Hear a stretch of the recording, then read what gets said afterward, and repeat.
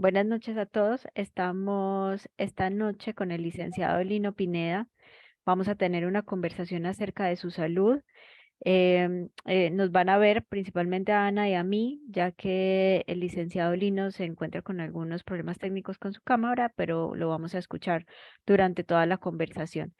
Bueno, los acompañamos hoy Ana Chereque y yo, Sandra Pérez, como miembros y representantes de la Asociación Esclerosis Múltiple Perú, y el licenciado Lino Pineda. Buenas noches, Lino. ¿Cómo estás? Gracias por acompañarnos hoy.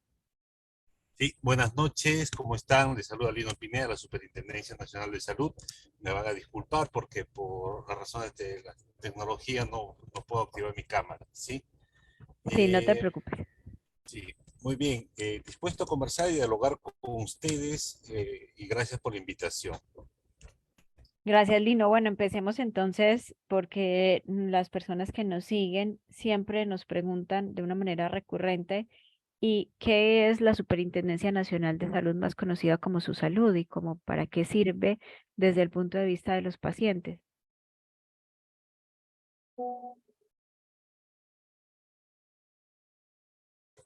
Bien, la Superintendencia Nacional de Salud es una institución del Estado, ¿sí?, que protege y vela por los derechos de la salud de las personas. Es una institución que está adscrita al Ministerio de Salud, ¿ya? Y está también, es independiente de todas maneras, ¿sí? Y están los servicios de la protección de los derechos de salud de todas las personas dentro del territorio peruano. Su principal misión es proteger, promover y defender los derechos de la salud de las personas. Claro, precisamente la protección de los derechos es el foco principal. ¿Nos puedes hablar un poco acerca de qué derechos defiende su salud o cuáles son los derechos de los pacientes? ¿Como qué tipo de situaciones son las que nosotros podríamos considerar que podemos pedir apoyo, por ejemplo, con su salud? Tenemos 5 grupos de derechos en salud, ¿ya? Ujú. El primer derecho de salud es el derecho al acceso de los servicios de salud y sobre todo el derecho a los servicios de salud en situaciones de emergencia sin ningún condicionamiento alguno a un pago previo eh, en cualquier establecimiento de salud, ya sea público o privado. Para ello es importante y es necesario que todas las personas que tiendan una situación de emergencia pueden atenderse en cualquier establecimiento de salud. Luego de la atención de la emergencia, recién pueden ver las partes administrativas. Es, Escuchar. aló, ¿sí? ¿Me escuchan ahora mejor? Sí, Ya. Les decía que en el marco de los 5 grupos de derechos en salud, ¿sí?, tenemos nosotros el primer derecho, que es el derecho al acceso de los servicios de salud en situaciones de emergencia, ¿no? Todos tenemos derecho al acceso a los servicios de salud, y más aún todavía de acuerdo a los seguros que tenemos. Ustedes cuentan con un seguro y ese seguro les brinda el derecho al acceso a los de servicios de salud. Lo otro es el derecho a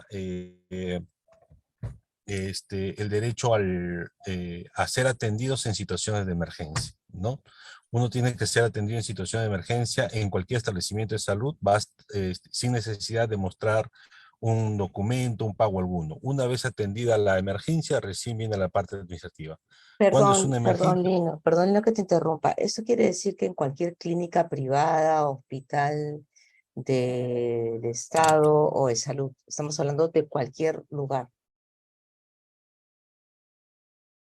exacto, de cualquier lugar, ¿ya? Por Eh, por ejemplo, emergencias. Ujú. por ejemplo, ¿qué es una emergencia? Una emergencia es cuando la vida de la persona está en riesgo, ¿sí? Ya, en el caso de la organización de ustedes, ¿cómo podríamos definir una emergencia? Yo lo podría definir una emergencia en otras situaciones: un accidente de tránsito, Ujú. un accidente laboral, un cólico terrible cerca de un apendicitis, ¿no? Esa es una emergencia. Pero ¿quién determina la emergencia en un centro de salud? No es el personal de seguridad, no el enfermero o el técnico.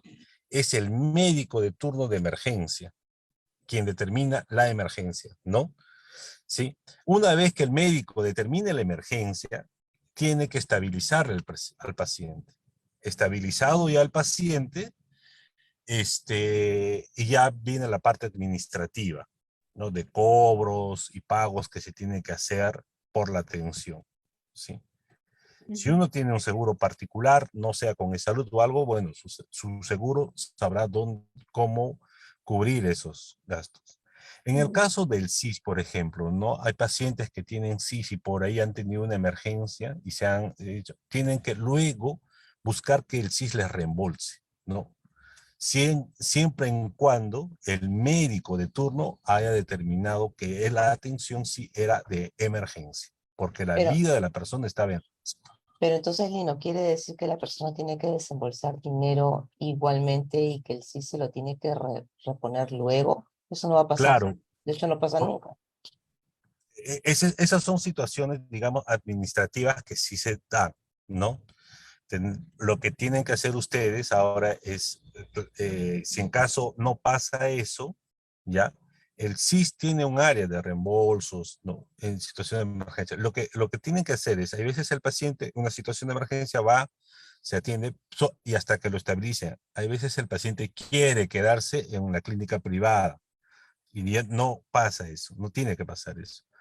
Estabilizado el paciente, al paciente ya le derivan a su hospital de tratamiento, ¿no? O al hospital donde el sí cubre todo este, todo el tratamiento del paciente, ¿no? Ujú, claro que sí. Sí, está bastante claro. Entonces, tenemos el derecho a la parte de la atención de salud en emergencia de una manera amplia. Pero, por ejemplo, en cuanto a esa atención y la calidad, hay alguna especificación en que la atención en general, ya no hablando solamente de emergencia, sino en el lugar que nos corresponde, haya algún parámetro de calidad frente a esa atención? Porque a veces nos pasa que nos atienden, pero esa atención realmente es como si no nos hubieran atendido o resulta ser a veces peor inclusive que no haberla recibido.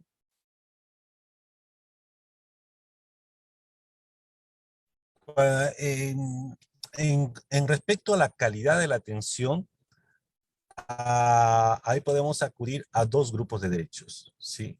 Que es el derecho a la información y el derecho a la atención con calidad para el tratamiento de la persona. Ujú, ¿Qué quiere decir el derecho a la información? ¿Sí? Que frente a un tratamiento, primero, todos tenemos derecho que nos expliquen de manera clara y detallada cuáles son las condiciones de uso y cuáles son las condiciones administrativas de un establecimiento de salud, ya sea público o privado, ¿sí? ujú, O mixto. Y de esa razón nosotros nos enteramos si conviene o no, sobre todo atendernos en un establecimiento, un centro de salud, en una clínica privada, sobre todo respecto a los costos, ¿no? claro. Si los costos son altos, entonces ya podríamos nosotros decidir si continuamos o no continuamos en la atención en ese establecimiento de salud. Pero sí te tienen que brindar la información, ¿no? Está en tus derechos, tienen que brindarte la información de manera clara y detallada, las Ujú, condiciones de uso y las condiciones administrativas. claro. Sigamos entonces en ese círculo de la información. Los médicos tratantes nos tienen que informar de manera clara, detallada y sencilla sobre nuestra enfermedad y las alternativas de tratamiento. Y eso tenemos que exigirlo, ¿sí? Es nuestro deber, nuestro derecho. Ujú, eso. Entonces, ese va en el marco del grupo de la información. Pero Claro. ahora vamos, en la atención de calidad, lo que tú también me preguntabas. La atención de calidad se tiene que dar de manera igual para todos, ¿sí? Sobre todo en centros de salud, hospitales del Estado, ¿no?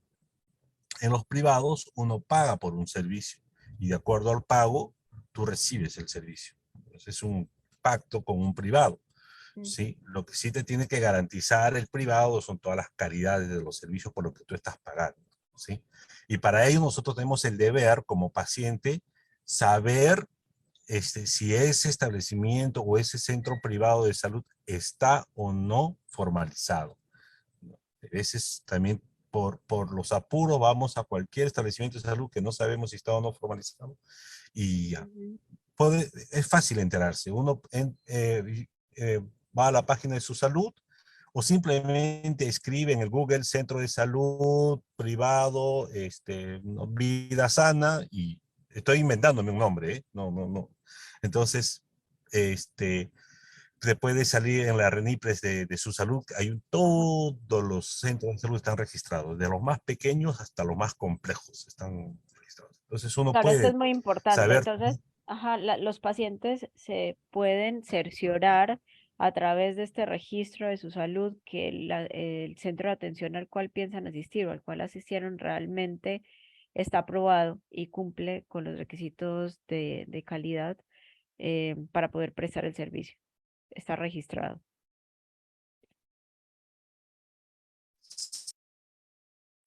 Sí, también lo otro es el tipo de tratamiento. O sea, ¿no? Todo personal de salud, técnico, profesional, médico, administrativo, tiene que dar la atención con calidad, sin discriminación. Hay muchas veces por el tipo de enfermedad, a veces somos discriminados, ¿no? O por el tipo de procedencia, que estamos viniendo de un sitio a otro, o por la condición económica, tal vez, ¿no? Hay una procedencia, hay una discriminación ahí, ¿sí? ¿Se me escucha bien? Sí, te escuchamos bien. Entonces, ese también está en el marco del tercer grupo de derechos en salud, ¿no? La calidad de la atención con respeto, sin discriminación y con respeto a la intimidad de las personas, ¿sí? A la intimidad de las personas, ¿ya? ¿Ok? Eso. Perfecto, claro que sí. Ahí ya hemos abordado varios derechos, ¿cierto? Un poco recapitulando el derecho a la atención de calidad, derecho a la cobertura de servicios, derecho a la información, que es bien importante que nosotros podamos pedir la información y que se nos pueda proveer de manera clara y completa. Derecho a la no discriminación, que es muy importante, que lo comentas ahorita. Nosotros hemos vivido algunas situaciones como, por ejemplo, con situaciones de discapacidad. Es probablemente una de las más frecuentes. No sé, Ana, si estás de acuerdo conmigo, pero creo que el tema de la discriminación por discapacidad, sobre todo en discapacidades invisibles como las nuestras. Si tú nos ves a Ana, a mí y a muchos de los pacientes, digamos, ahí paradas, no vas a ver nuestra discapacidad, pero efectivamente la tenemos. Y a veces nosotras hacemos una petición, por ejemplo, de un ficho en la farmacia preferencial porque tenemos una situación de discapacidad y no nos creen o no nos quieren dar hasta que saquemos nuestro carnet de discapacidad y aún así nos miran y nos preguntan, ¿y pero usted qué discapacidad tiene? De una manera despectiva, por ejemplo. Eso se puede considerar como una especie de discriminación. Bueno, respecto a la discapacidad y a los, digamos, documentos que acreditan que una persona tiene o no discapacidad, sí, pues es una situación en la que también, si tenemos alguna discapacidad, ya sea permanente, una discapacidad temporal, sobre todo las permanentes, se requiere un documento que acredite y que diga que sí, estas personas tiene una discapacidad y por lo tanto se requiere una atención preferencial, ¿no?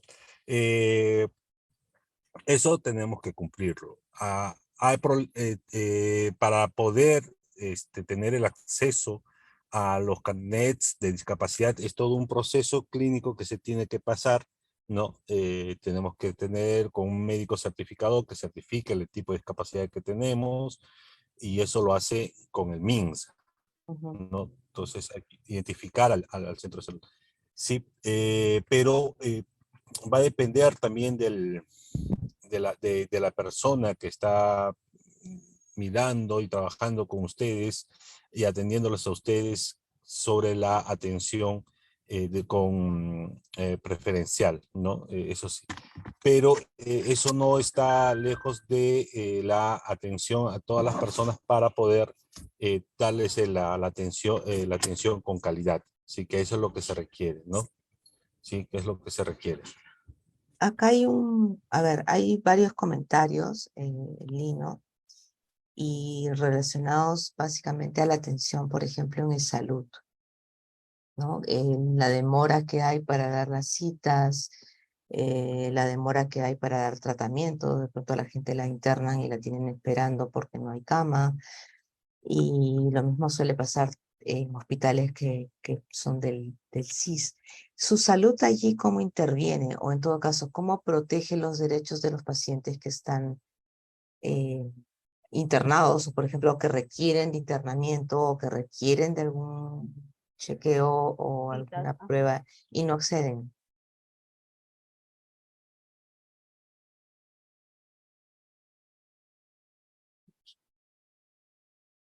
Lino. Lino, tu micro está apagado. Sí, sí, sí, sí, sí. Ya. Para los casos, por ejemplo, cuando hay ahí ya vamos a una vulneración de derechos en salud, ¿sí? Ujú. No me han atendido, han fallado visita, me tienen esperando internado en el hospital para una atención o simplemente me postergan mi tratamiento. Hay dos formas de protección de derechos en salud. En el caso de eSalud, eSalud tiene el área de protección del asegurado, ¿sí? No puede gestionar un reclamo en eSalud, ¿ya? Si es en otros establecimientos de salud, pueden acercarse a la plataforma de atención al usuario o al libro de reclamaciones en salud. Y ahí poner un reclamo. Pero esto es cuando el mismo centro de establecimiento de salud tiene que resolver sus problemas de manera propia, ¿no? Digamos, es resolver en primera instancia un problema con un paciente. Si el paciente no está contento o piensa que no es posible que le van a resolver el problema, puede poner ya una denuncia ante su salud.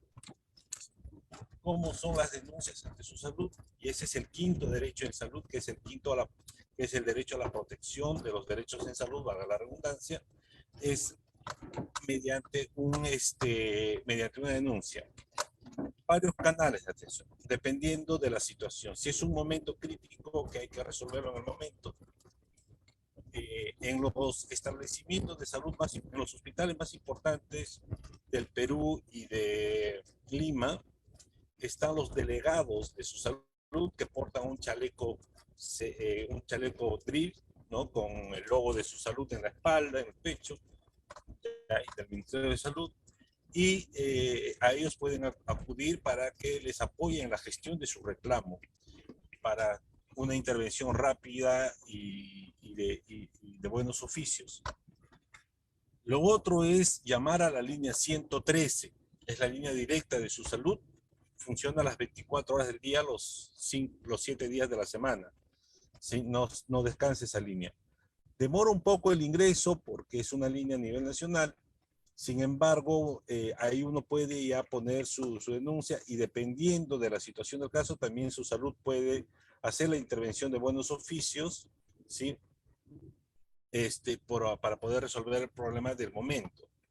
Si es que es un problema ya que se necesita mayor investigación, que se necesita que se genere un diálogo entre las partes y todo eso, uno puede ir a la Superintendencia Nacional de Salud, que está en la avenida entre Tacna y Wilson, ¿sí?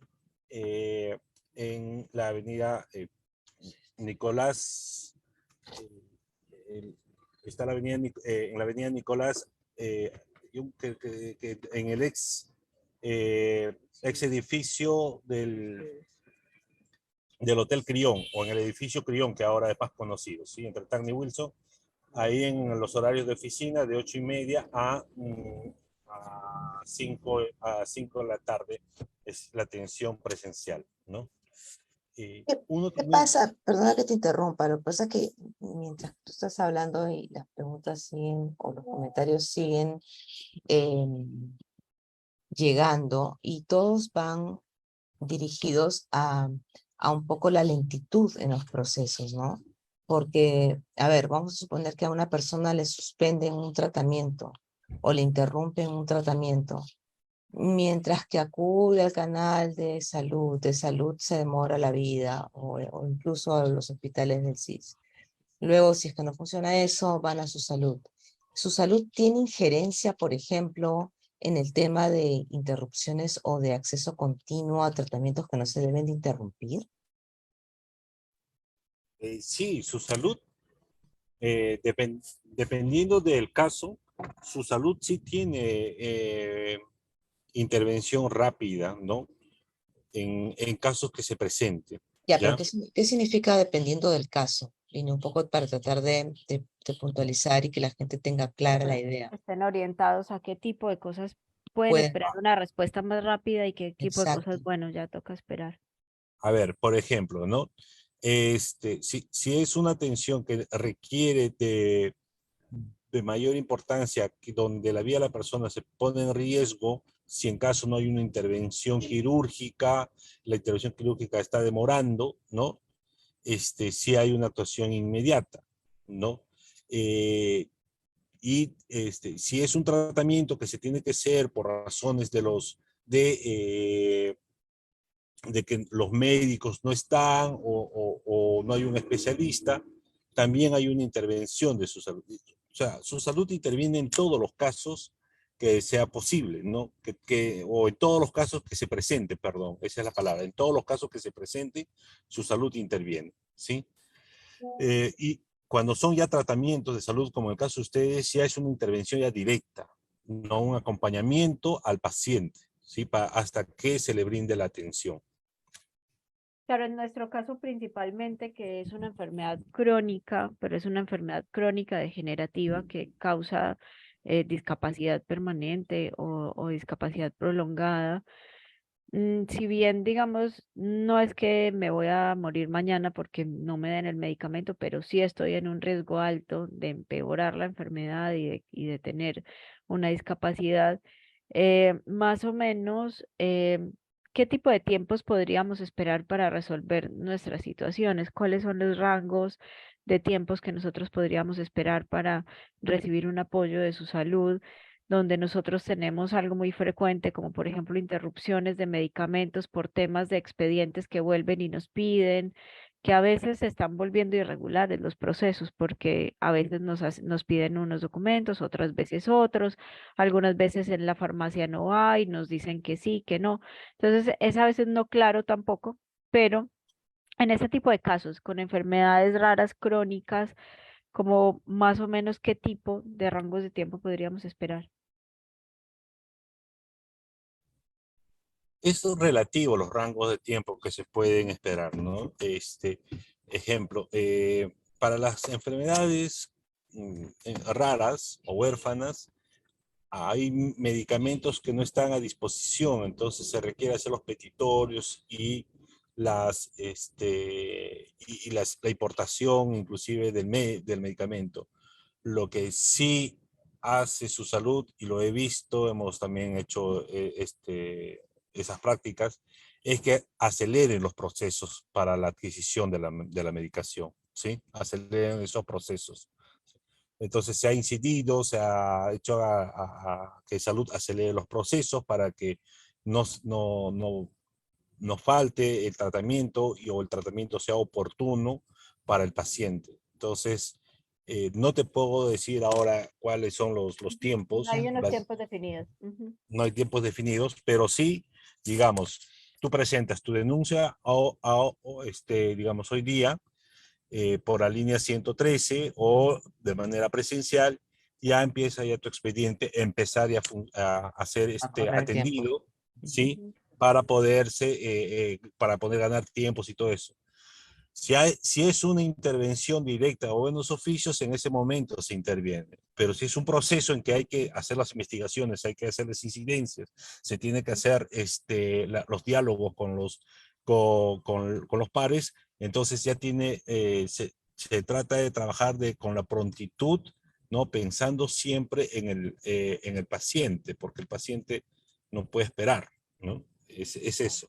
En ese sentido, pensando en el paciente, Lino, por ejemplo, en el caso de las personas que mm, están bajo un tratamiento que no es el adecuado, o digamos, ya no están respondiendo al tratamiento que han estado o que vienen recibiendo, sea en el salud o sea por parte del CIS.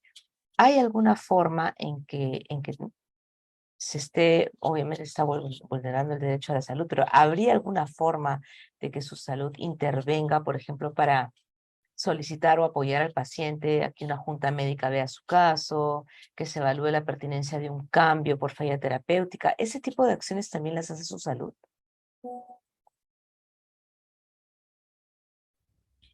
Claro que sí. Mire, su salud recepciona todos los casos de denuncias que hacen, ¿no? Dependiendo de las situaciones, dan procedentes o improcedentes.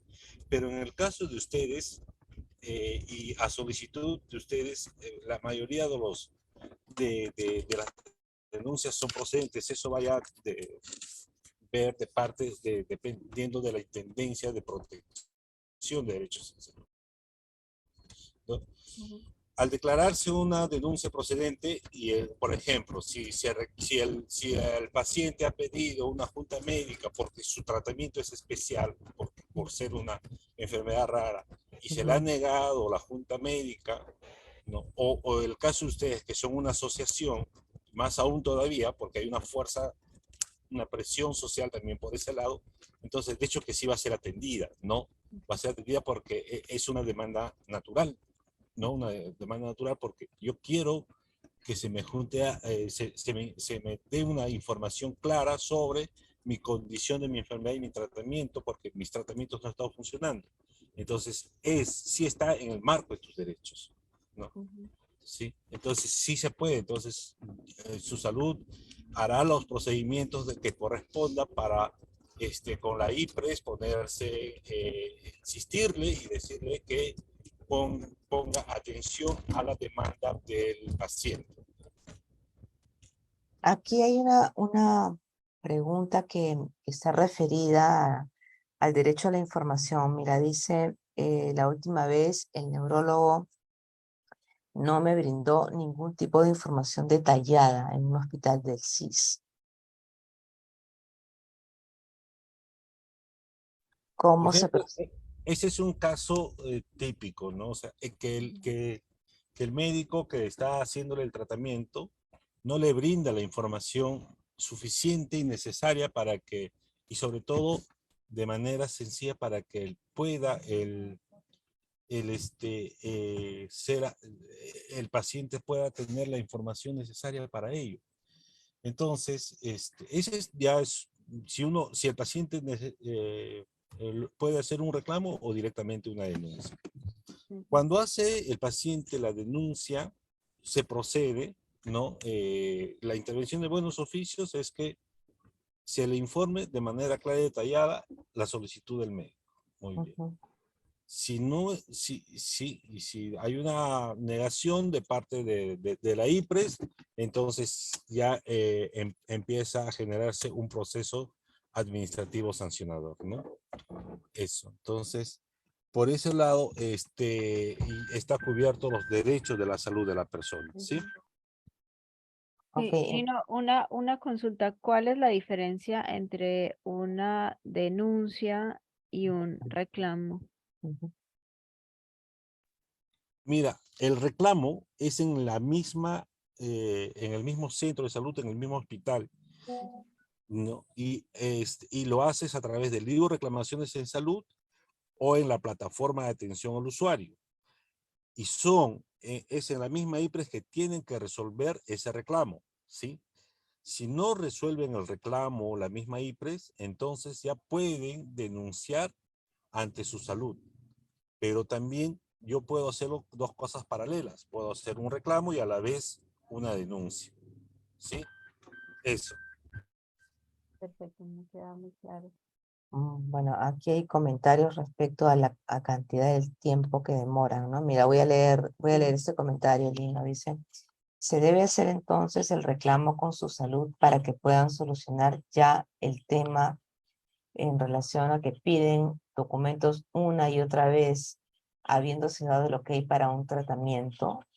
Dicen, ¿cómo es posible que interrumpan sabiendo que no se debería hacer eso, tratándose de una enfermedad que no tiene cura, que el medicamento no va a sanar y que más bien lo que va a hacer es modificar el curso de la enfermedad, siendo una condición esta esclerosis múltiple, como bien sabes, una enfermedad que la vamos a tener hasta que nos vayamos de este planeta, ¿no?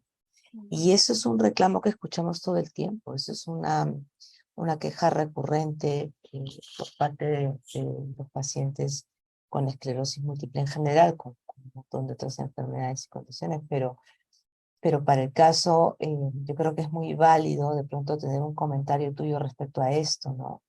¿Cómo hacer para agilizar un poco estos trámites administrativos que terminan siendo engorroso y que desgastan no solamente al paciente, sino también a la familia del paciente que está involucrada? Y son temas que no acaban nunca. Bueno, es una situación en la que uno tiene que ser pertinente, ¿no? Permanecer siempre en esto, pero, a ver, el reclamo, cuando uno pone en un establecimiento de salud, estoy reclamando al establecimiento de salud, Ujú, ¿sí? Pero cuando yo hago una denuncia, ya hago la denuncia del establecimiento de salud ante su salud. Esa es la diferencia que va empalmada con la pregunta anterior que me hacías, ujú, ¿no? Entonces, este, lo voy a poner en una situación bien simple. Yo hago un reclamo para que se solucione ahí mismo.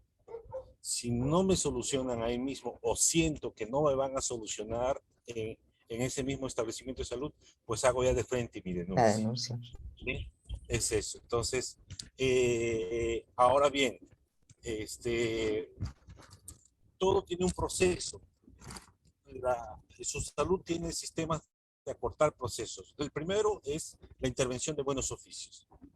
Si es una situación rápida de solucionar, entonces hay una intervención de buenos oficios que duran 1, 2, 3 días, máximo una semana, ¿no? Ujú, Si es una situación compleja, ¿no?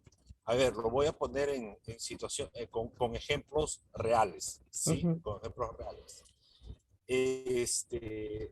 En algún momento hemos escuchado en la noticia, paciente va al establecimiento de salud para que le amputen la pierna izquierda y le amputan la pierna derecha, ¿no? Entonces, ya es una situación compleja en que se requiere una investigación profunda, ¿sí? Entonces, eso sí toma su tiempo, ¿no? Sí, ya, y más aún todavía cuando el establecimiento de salud es tan grande y tan inmensa porque hay procesos que que cada establecimiento de salud propio tiene, ¿sí? Entonces, las denuncias, entonces, nuevamente repito, es una intervención de buenos oficios, tratar de solucionarlo de manera inmediata, porque el paciente a veces no puede esperar, pero si es una situación compleja, sí toma su tiempo y hay que determinar los procesos que se tienen que seguir, ¿sí? Eso es cuando, digamos, el- lo- lo- lo- los hechos y la enfermedad está ahí en la persona. Es así. Ahora, ¿qué pasa si ya el hecho se dio?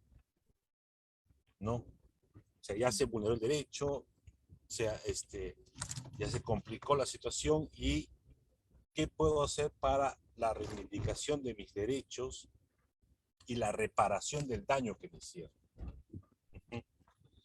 Hay también procesos en los que su salud interviene y a través del Centro de Conciliación y Arbitraje, SECONAR, ¿no? Seconar, que es parte de su salud también, es un centro en la cual uno de manera extrajudicial,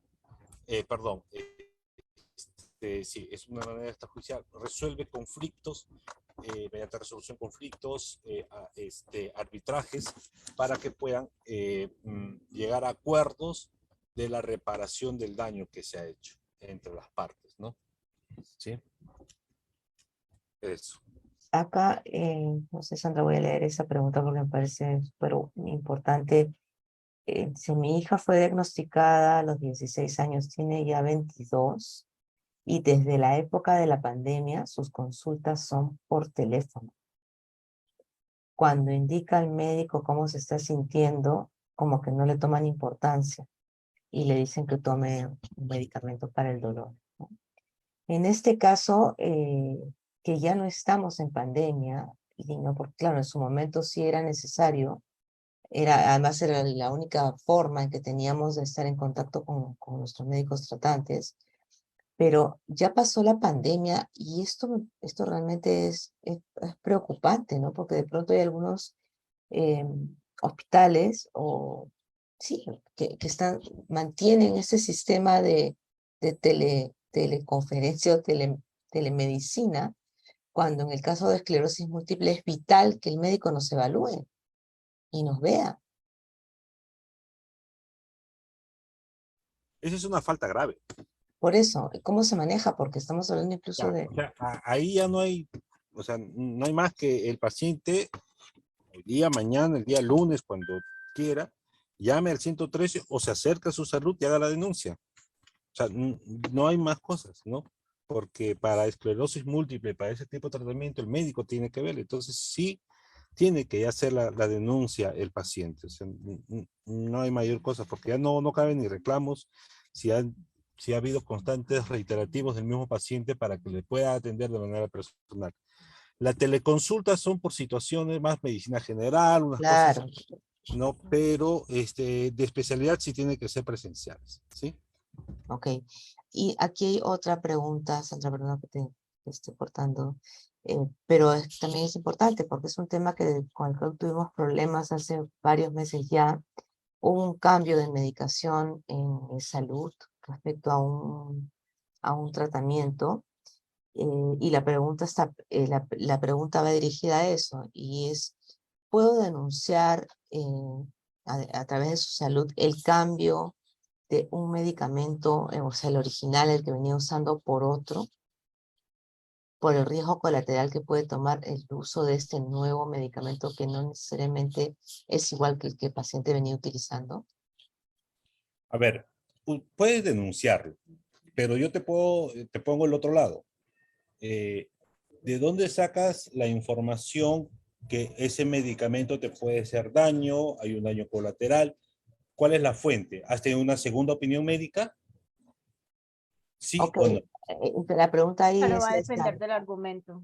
Ujú. Ya, Claro, pero a exacto. ver, Entonces, pero sí lo perdóname. puedes denunciar, pero, o sea, tienes que ver, o sea, si vas a denunciar algo, tienes que estar seguro de lo que vas a denunciar, ¿no?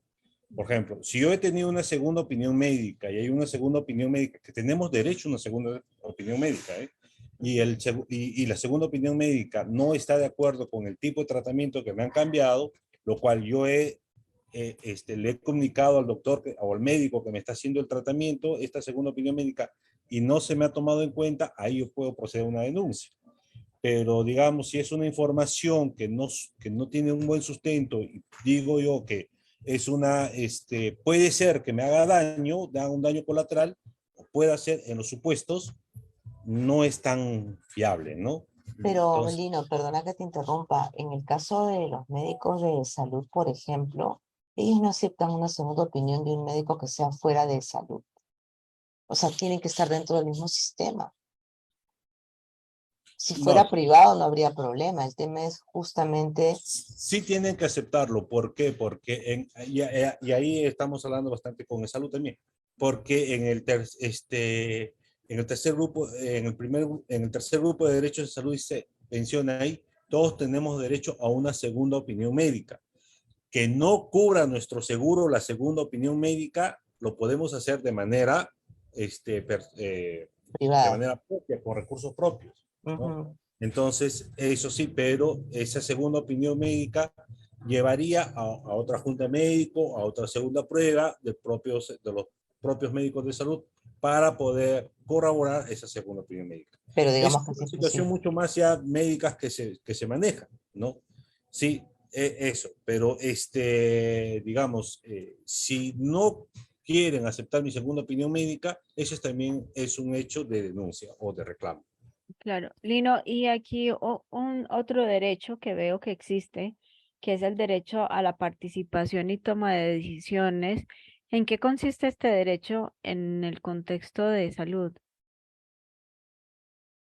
Disculpa, ¿me puedes repetir, por favor? Sí, el derecho a la participación y toma de decisiones, si nos puedes comentar un poco cómo se refleja este derecho para nosotros como pacientes y cómo podemos apoyarnos en su salud para fomentar este derecho. Mira, todos tenemos derecho a la participación y la Superintendencia Nacional de Salud promueve la participación ciudadana en salud, ¿no? A través de la Junta de Usuarios de los Servicios de Salud. Este espacio de participación ciudadana en salud hace que podamos ser parte de un colectivo de organizaciones de pacientes, de personas con discapacidad, líderes jóvenes, adultos mayores y voluntarios en salud, en la cual mediante este colectivo podamos empoderar los derechos de salud a las personas, también nuestros deberes en salud, y hacer seguimiento para que mejore la calidad de los servicios de salud desde una visión más del usuario, ¿sí? Eso es lo que queremos, esto es lo que su salud promueve a través de esta Junta de Usuarios en Salud. Pero la pregunta de Sandra creo que iba más dirigida a, por ejemplo, cómo es que se maneja la consulta con el paciente y que el paciente no tiene oportunidad de expresar su desacuerdo o no, o de pronto intercambiar con el médico tratante respecto del tratamiento que le van a dar o que le van a cambiar o por qué se lo van a quitar. A eso creo que alude Sandra, al derecho a expresarse. O sea, que los médicos no tengan esa actitud tan vertical, digamos, ¿no? De tú te sientas allí, escuchas, esto es lo que te toca de que te dé, tómalo y chao, para tu casa, ¿no? Y de pronto no, ni siquiera le explican al paciente. Sí, a ver, nuevamente estamos volviendo a decir, o sea, tenemos derecho que nos informen de manera clara y detallada sobre nuestra enfermedad, las alternativas de tratamiento, y este diálogo que va, ¿no? De ida y vuelta, porque también uno va investigando cosas de su tratamiento y de esas cosas, lo puedes hacer con tu médico que te está tratando, o sea, no hay mayor... Que los médicos no respondan a eso o no tengan eso, también es motivo de reclamo, ¿no? Sí lo pueden hacer motivo de reclamo. Mucho va a depender también de la característica de cómo atiende un médico, ¿no? Entonces, me parece que ahí hay varios establecimientos de salud. Los médicos tienen que tomarse por lo menos entre 20 y 25 minutos por paciente en consultorio externo, ¿sí? Para que puedan atender bien a sus pacientes, ¿sí? Porque también tienen una carga de pacientes, pero el diálogo que se tiene que generar paciente médico tiene que ser sí, continua y abierta, ¿no? De escucha hacia el paciente también. Y eso se tiene que generar. Eso sí hay que trabajar más todavía en sensibilizaciones, pero como derecho sí está cubierto, ¿no? Que te informen de manera clara y detallada sobre tu enfermedad y sobre tu tratamiento. Uh-huh. Acá hay unas preguntas respecto a EPS, no sé si las tenías tú en tu radar, Sandra, o quieres que las lea. Sí, por favor. Habla.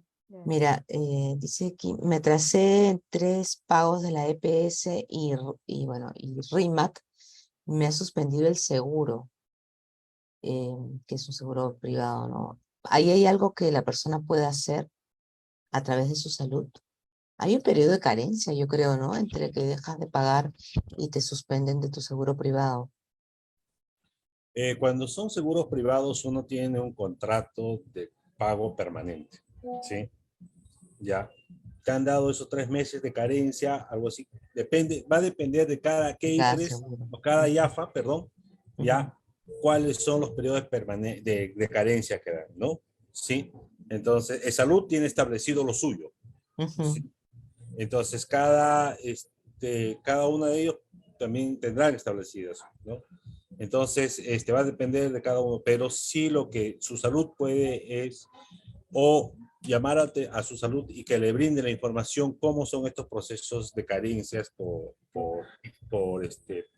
seguros de salud privados, ¿no? Con las EPS. Sí, esa información detallada no lo tengo, pero sí su salud le puede brindar llamando a la línea 113 o acercándose.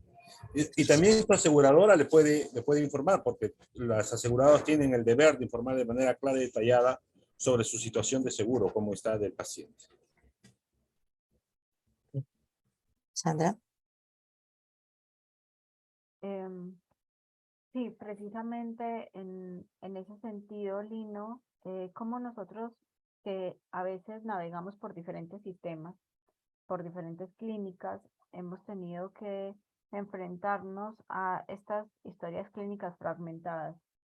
Tenemos nosotros el derecho al acceso a la información, como nos comentaste ahorita.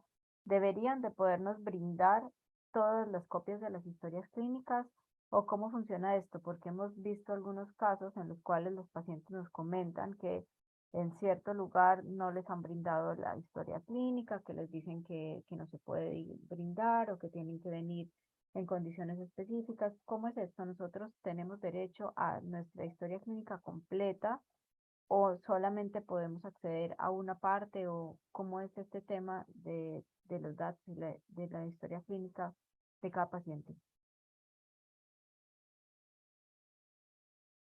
Ya, ok. Ese es el cuarto y quinto derecho en salud. Si todos tenemos derecho al acceso de la copia de nuestra historia clínica. Ahora bien, la copia de nuestra historia clínica puede ser parcial o de nuestra epicrisis, no puede ser parcial o completa, dependiendo de lo que uno quiere. Es la copia, ¿sí? Pero la copia se le tiene que dar directamente al paciente. No se le puede dar a una tercera persona, ¿sí? Porque se vulnera entonces la seguridad, Confidencialidad. sí, Ujú. la confidencialidad de la persona y todo eso. Entonces, si no te brindan la copia de tu historia clínica cuando tú lo has solicitado, cada establecimiento de salud, cada hospital, cada centro de salud tiene en su TUPA y en su ROF cómo son los procesos de solicitud de historia clínica.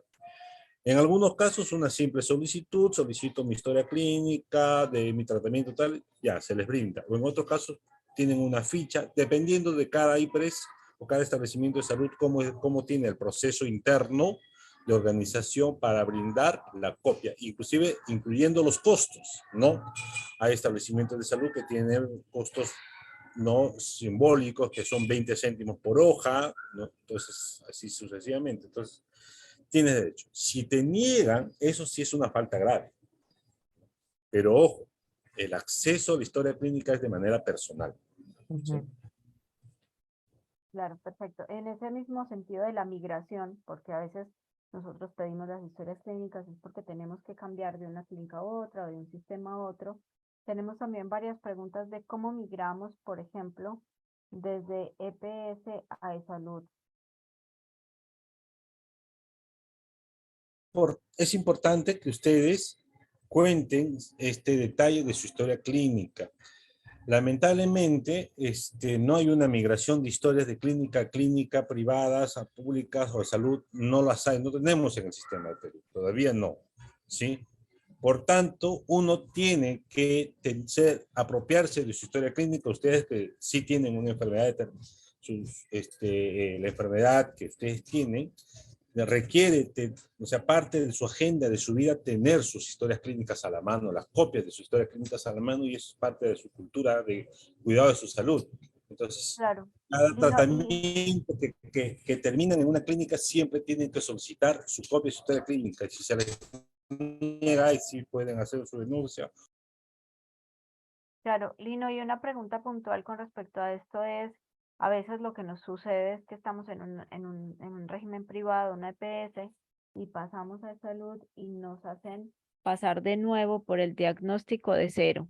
Nos sirven, para ellos no vale todo lo que hemos pasado, así sean años en el sector privado, y nos tienen que hacer pasar de nuevo por la punción lumbar, por las resonancias, por no tener tratamiento durante el tiempo que ellos nos buscan rediagnosticar. Esto es algo que nosotros podríamos pedir que ya se reconozca el diagnóstico que tenemos del sector privado directamente en el salud O en el CIS, ¿no? o en el CIS. Eh, cada IPRES, por ejemplo, Salud, el CIS o los privados, tienen sus formas y sus parámetros de atención a sus pacientes.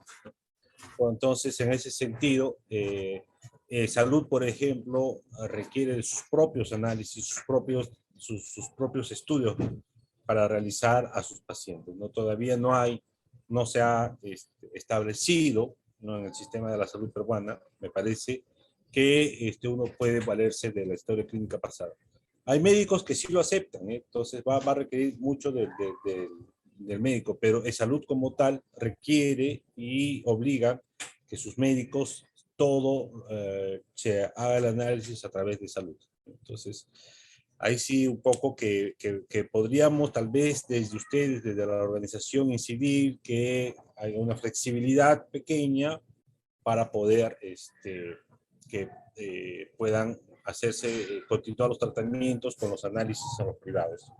Pero eso va a depender mucho de los criterios médicos también, de cada médico. En todo caso, la respuesta es que su salud no tendría ninguna injerencia sobre ese tipo de cosas, ¿no es cierto?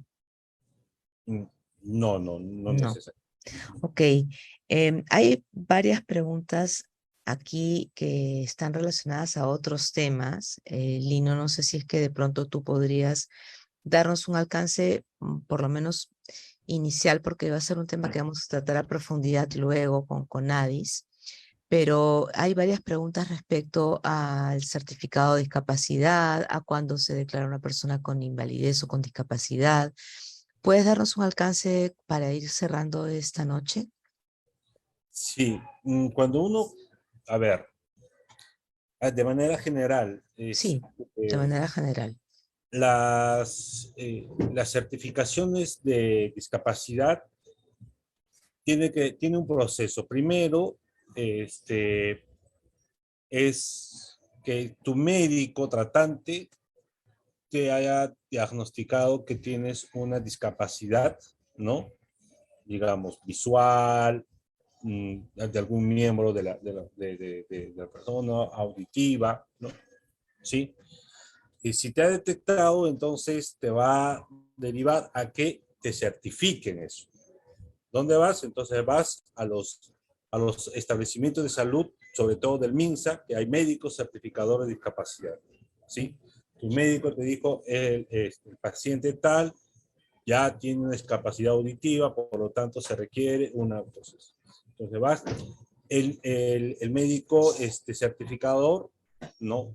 Y evalúa y sí verifica que hay una discapacidad de ahí, le da su certificación de discapacidad, y ya luego esto ya va a proceder ya con CONADIS, el Ministerio de Educación. Entonces es un proceso ya que ya sale.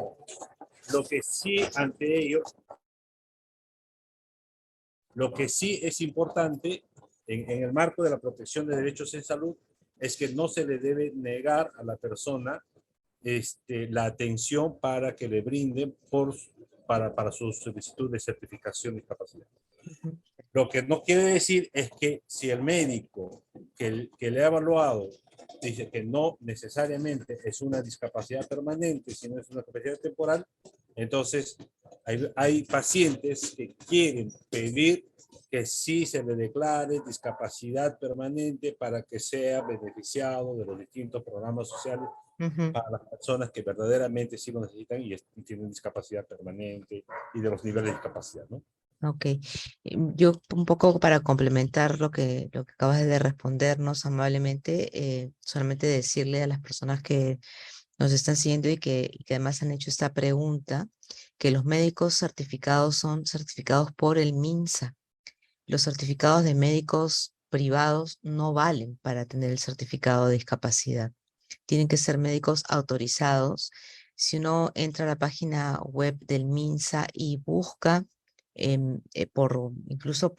por hospitales del CIS y también el propio de salud, tiene sus propios médicos que son los que pueden emitir estos certificados, ¿no?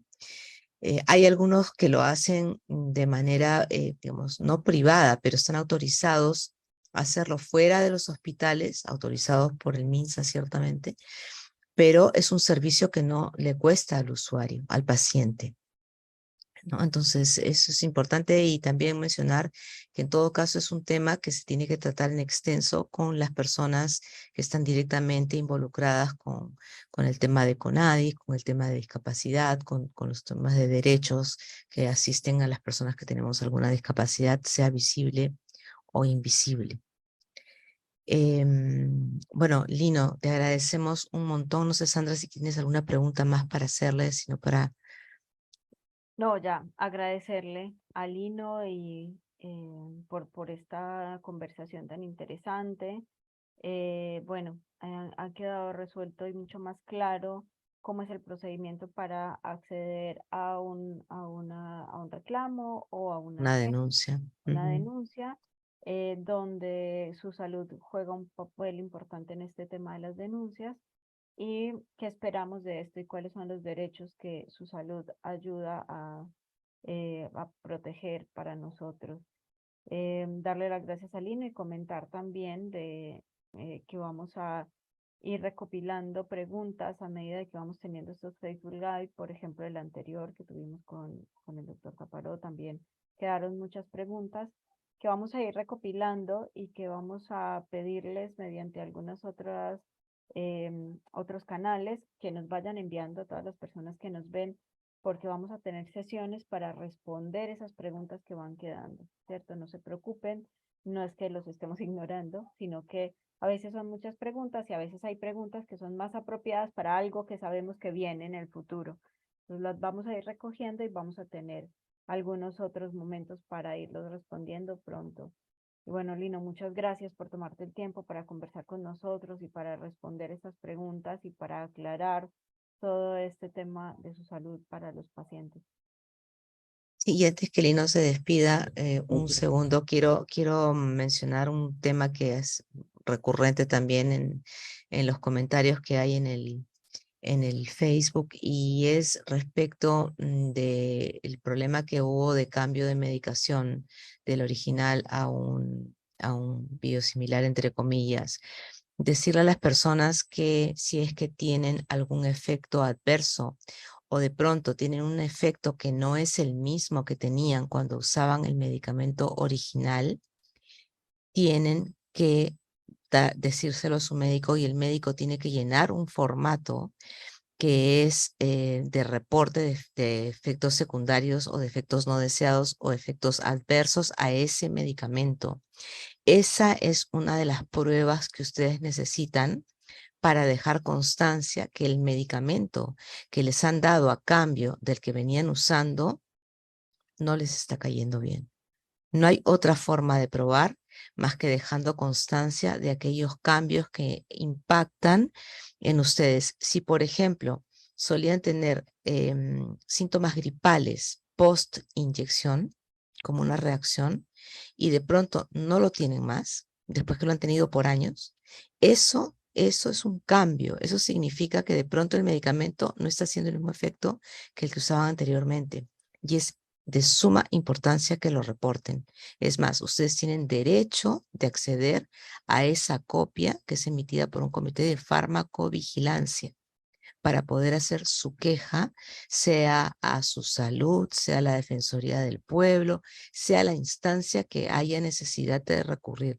Si no existen pruebas, no hay forma de lograr que se genere el cambio o que se genere o que se retroceda y que ustedes tengan acceso al medicamento que venían usando. Así que bueno, quería mencionar eso, Lino. Disculpa que haya tomado un poquito de tu tiempo porque es un tema bien importante antes de que te despidas. No, más bien, gracias Ana, gracias Sandra. Más bien con el último tema que has dicho, sí es importante. Todos tenemos, en el cuarto derecho está, ¿no? Si en caso hay medicamentos que se le está aplicando y hay reacciones adversas secundarias a un tratamiento, uno tiene el derecho a reclamar, ¿no? Entonces, ya Ana ya les dijo ya cuál es el mecanismo. Muy bien, muchas gracias Ana, muchas gracias al A ti. público, muchas gracias Sandra, y disculpen que no haya podido salir en cámaras por las situaciones. Así estás, está No te invisible, la preocupes. próxima vez te veremos. Lino, ¿te podemos comprometer a que nos compartas los derechos de pronto para Sí, nosotros poderlos compartir con toda nuestra comunidad? sí, les voy a compartir a ustedes y también los canales de atención de su salud. Por Sí, favor. Genial. Ok. ok, Muchas gracias. Que listo. tengas Muchas buenas gracias. noches. Buenas noches. Bueno, amigos, muchas gracias por el tiempo, gracias por habernos acompañado esta noche y los esperamos en un par de semanas para el siguiente live, en el que, como decía Sandra, ya la buena parte de las preguntas, no se imagina la cantidad de preguntas que hay, han sido sistematizadas para que haya un orden en responder. No se van a quedar sin respuestas, así que no se preocupen. De mi parte, buenas noches y gracias por habernos acompañado nuevamente. Buenas noches, hasta la próxima. Hasta Chao. luego. Gracias.